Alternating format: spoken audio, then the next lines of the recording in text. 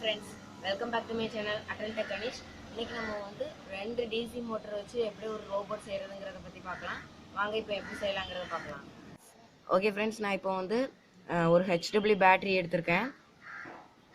Okay, next வந்து நான் 2 DC motor எடுத்திருக்கேன். அப்புறம் வந்து ஒரு க்ளூ பாட்டில் எடுத்திருக்கேன். அப்புறம் நெக்ஸ்ட் வந்து நான் ஒரு கொஞ்சம் வயர்ஸ் எடுத்திருக்கேன். அப்புறம் கார்போர்டு வந்து கொஞ்சம் எடுத்திருக்கேன்.